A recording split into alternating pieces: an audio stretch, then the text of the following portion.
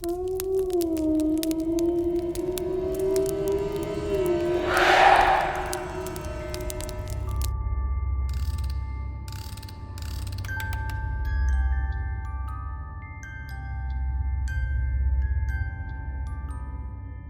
Story मुझे मेरे cousin ने बताई थी जो बांग्लादेश में मेडिकल फील्ड में काम करती है। मुझे स्टोरी में मेंशन हुई हुई खातून का नाम तो याद नहीं है, तो हम उनको रूही कह लेते हैं। रूही नर्स बनने के लिए पढ़ाई कर रही थी और 3 महीने से अलग अलग लोकल हॉस्पिटल्स में उनका ट्रांसफ़र हो रहा था। इसी चक्कर में फाइनल ईयर का सेकंड सेमेस्टर आ पहुंचा। रूही ने एक नए हॉस्पिटल में शुरुआत की। वो हॉस्पिटल एक छोटे हाईवे पर बना हुआ था जो 2 गाँव-नुमा जगहों को मिलाता था। वहाँ उस हॉस्पिटल के अलावा ज़्यादा कुछ नहीं था सिवाय कुछ दुकानों और एक बस शेल्टर के। इसकी वजह से वो हॉस्पिटल दूसरे हॉस्पिटल की निस्बत खाली ही रहता था। रूही को नाइट शिफ्ट एलोकेट कर दी गई, रात 10 बजे से सुबह 6 बजे तक। जिस वार्ड में रूही काम करती थी वो कम ही बिजी रहता था, तो सीनियर नर्सिस को रूही की ट्रेनिंग के लिए काफ़ी टाइम मिल जाता था। पहला दिन आराम से गुजरा, दूसरा दिन, तीसरा दिन, इसी तरह पहला हफ्ता, दूसरा हफ्ता, 3 हफ्ते आराम से गुजर गए। एक दिन रूही दोनों सीनियर नर्सिस के साथ ड्यूटी पर थी। उस सुपरवाइज्ड शिफ्ट के दौरान रूही को एक नर्स ने वहाँ होने वाले पूरे सारे वाक़यात का बताया। दरवाज़ों का खुलना, बंद होना, औरतों का रोते हुए सुनाई देना, कॉरिडोर में से भागने की आवाज़ आना जबकि वहाँ कोई नहीं होता था।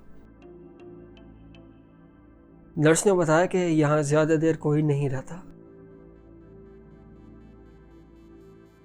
रूही ने उस नर्स से पूछा कि अगर उनको कभी इन वाक़यात का एक्सपीरियंस करने का इत्तेफाक हुआ है, तो नर्स ने इनकार कर दिया और कहा कि उसको आए हुए खुद ही कुछ महीने हुए हैं। रूही ने फिर पूछा कि अगर उनको पता है कि इन सब के पीछे क्या वजह है, तो नर्स ने कहा, लोग कहते हैं कि यह हॉस्पिटल एक पुराने मंदिर पर बना हुआ था जिसमें काले जादू का अमल होता था। रूही ने इस बात को ज़्यादा अहमियत नहीं दी, उसके साथ कुछ हुआ थोड़ी था अभी तक। कुछ दिन और गुजर गए। रूही ऑन ड्यूटी थी एक और नर्स की सुपरविजन में। सुबह के तकरीबन 4 बजे थे और वार्ड में चंद ही पेशेंट्स थे, तो सुपरवाइज़र नर्स ने पेपर वर्क शुरू कर दिया और रूही को कहा कि कुछ फाइल्स बैक रूम में से ले आए। बैक रूम एक वार्ड में वाकई ही लंबे और अंधेर कॉरिडोर में से गुजर कर था, एक ऐसी जगह जहां रूही को खुद जाना ही पसंद नहीं था। रूही अभी बैक रूम की तरफ बढ़ ही रही थी कि कॉरिडोर के एंड में लेफ़्ट साइड वाले बे रूम की तरफ से एक चीख सुनाई दी। रूही वापस मेन डेस्क की तरफ भागी और नर्स से पूछा कि उसको कोई चीख तो नहीं सुनाई दी, तो नर्स ने कहा कि नहीं। फिर नर्स ने रूही से कहा, तुम्हें वापस जाकर चेक करना पड़ेगा, बेड नंबर 11 पर एक पेशेंट है। रूही घबराई हुई थी लेकिन खुद पर काबू पा लिया। जाहिर है वो पेशेंट ही होगा ना जिसने चीख मारी होगी। रूही बेडरूम में दाखिल हुई तो बेड नंबर 11 की बूढ़ी पेशेंट सो रही थी और बेड 9 और 10 खाली थे। कुछ भी अनयूजुअल नहीं था, तो रूही वापस मेन डेस्क पर आ गई और नर्स को बता दिया कि सब सही है। अभी रूही की बात ख़त्म भी नहीं हुई थी कि एक पेशेंट का अलार्म बजने लग गया। नर्स और रूही फ़ौरन पैनल की तरफ बढ़ी ताकि देख सकें कौन से बेड से अलार्म आ रहा है, और देखकर दोनों घबरा गईं। अलार्म उस ही बेडरूम से आ रहा था, लेकिन बेड 11 से नहीं, बेड नंबर 10 से। ओहो, वायरिंग ख़राब होगी, बेड नंबर 11 वाली पेशेंट ही अलार्म बजा रही होगी। चलो देख कर आते हैं, नर्स ने कहा। नर्स रूही को लेकर बेडरूम की तरफ बढ़ी। वो जैसे जैसे बेडरूम के पास पहुंच रहे थे, एक नहायत ही गंदी सड़ी हुई बदबू उनको कमरे की तरफ से आ रही थी।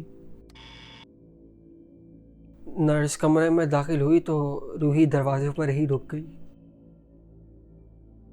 नर्स ने एक नज़र बेड नंबर 11 के पेशेंट पर डाली जो कि अभी भी सो रही थी, और फिर बेड के साइड में लगा हुआ बजर चेक किया।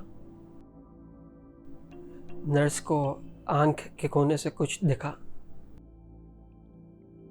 ये बेड नंबर 10 के पर्दे क्यों बंद हैं रूही? कम से कम इनको तो खोल दो, नर्स ने रूही को कहा। अब रूही को समझ आना शुरू हो गया था कि मामला कुछ ठीक नहीं है। रूही अंदर दाखिल हुई, बेड नंबर 10 पर नज़र डाली तो जैसे जिस्म में से जान निकल गई हो। बेड नंबर 10 के पर्दे वाकई गिरे हुए थे, पर्दे खुले हुए थे। मैं ये कमरा लम्हों पहले चेक कर कर आई हूँ, मैं सच कह रही हूँ, पर्दे खुले हुए थे, रूही ने कहा तो नर्स उसको परेशानी से देखने लग गई। अगर तुम वापस नहीं चले गए तो मैं पुलिस को कॉल कर रही हूँ। रूही ने सोचा कि कोई चोर आके छुप गया है, क्योंकि हॉस्पिटल में से महंगे आलात चोरी हो जाना एक बड़ी प्रॉब्लम है। नर्स ने रूही को साइड पर किया और बेड नंबर 10 की तरफ बढ़ी। बेड नंबर 10 का अलार्म फिर बजना शुरू हो गया। नर्स ने अफरा तफरी में पर्दे उठाए तो जो देखा वो देखकर दोनों का रंग सफ़ेद हो गया। बेड नंबर 10 पर एक औरत की सड़ती हुई बॉडी थी। सब कुछ सड़ रहा था सिवाय सर के। उसकी आंखें सॉकेट्स में से बाहर आ रही थीं और एक लंबी जुबान मुंह से बाहर लटकी हुई थी।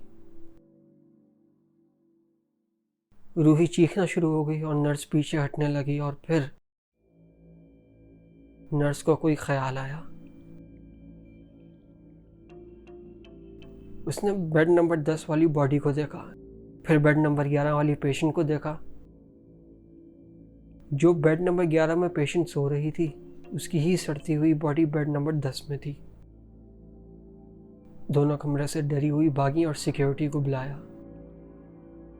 बाकी वाक़यात की तरह इंस्पेक्शन के बाद वहाँ ना तो कुछ अनयूजुअल दिखाई दिया ना ही मिला।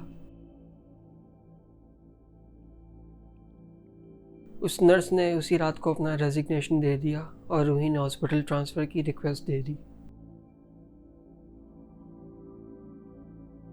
एक और अजीब बात यह है कि वो बेड नंबर 11 की बूढ़ी पेशेंट नींद से कभी नहीं जागी और नींद से ही कोमा में चली गई, जिससे अभी तक बाहर नहीं निकली।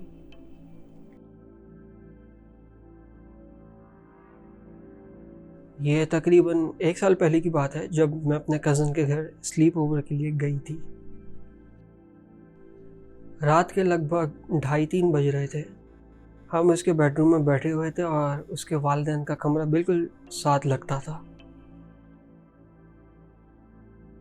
हम अभी अपनी एक्टिविटीज़ में ही मसरूफ़ थे कि हमने किसी के फुटस्टेप्स सुने बाहर कॉरिडोर में।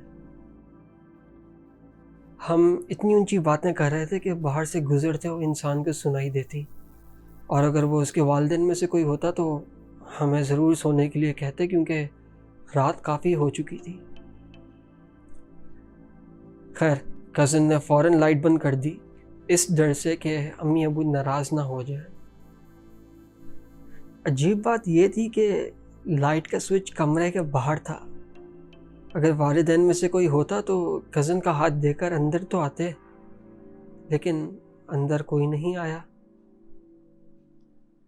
अगली सुबह बड़े कज़न ने हमें बताया, जिनका बेडरूम एटक में था, कि रात को 2:30-3 बजे उनकी अम्मी उनके कमरे में आई थी, लेकिन उनको पता लग गया था कि वो उनकी अम्मी नहीं हैं, क्योंकि उनके बाल अजीब तरह से बिखरे हुए थे और वो उनको अजीब तरीके से देख रही थी, हिले बगैर। करीब 5 मिनट तक अजीब तरीके से घूमने के बाद वो वापस नीचे चली गई। कज़न के ये बताने के बाद हम फ़ौरन आंटी के पास पहुँचे और उनसे पूछा कि अगर वो रात को कज़न के कमरे में गई थी, तो उन्होंने कहा कि मैं तो रात को टॉयलेट के लिए भी नहीं उठी, तो कमरे में कैसे जा सकती हूँ। ये तब का वाक़या है जब हम एक नए घर में शिफ्ट हुए थे, तकरीबन 2 साल पहले। अभी 3-4 महीने ही गुजरे थे कि हमने एक एक्स्ट्रा प्रेजेंस फील करनी शुरू कर दी। कभी कोई लाउंज में बैठा दिखाई देता, कभी जब सब लाउंज में बैठे होते तो ऊपर से हंसी की आवाज़ आती। एक रात हमारी पूरी फैमिली बाहर डिनर करने गई और जब वापस आए तो डोर अनलॉक किया, लेकिन डोर खुल ही नहीं रहा था। सब कंफ्यूज हो गए। खैर, छोटे भाई को कहा कि दरवाजे के ऊपर बनी विंडो से अंदर जाए और दरवाज़ा खोले। भाई अंदर गया तो उसने बताया कि किसी ने अंदर की तरफ से दरवाज़ा बंद किया हुआ था, जबकि हम सब तो बाहर थे। ये हम सब के लिए काफ़ी था और हम एक और नए घर में शिफ्ट हो गए। नए घर में पहला दिन सही गुजरा। दूसरे दिन मेरी अम्मी के चीखने से आंख खुली। वो दूसरे कमरे से मेरा नाम चिल्ला रही थी। मैं फ़ौरन कमरे में पहुंची तो अम्मी ने एक गिलास पानी मांगा। अजीब बात है। खैर, मैं नीचे उतरी पानी के लिए तो अम्मी सोफे पे बैठी टीवी देख रही थी। मैंने अम्मी से पूछा कि आप इतनी जल्दी नीचे कैसे आ गई? तो अम्मी ने कहा कि क्या मतलब, मैं तो काफ़ी देर से यही हूँ। मैं भागी भागी ऊपर गई तो वहाँ कोई नहीं था। मुझे जो जो सूरत आती थी मैंने पढ़ी और फिर उसके बाद कभी घर में अकेली नहीं रही। हम 2 महीने बाद ही वहाँ से शिफ्ट हो गए और हमारे पड़ोसियों ने बताया कि उस घर में कोई ज़्यादा अरसे तक नहीं रहता क्योंकि वो हॉन्टेड था।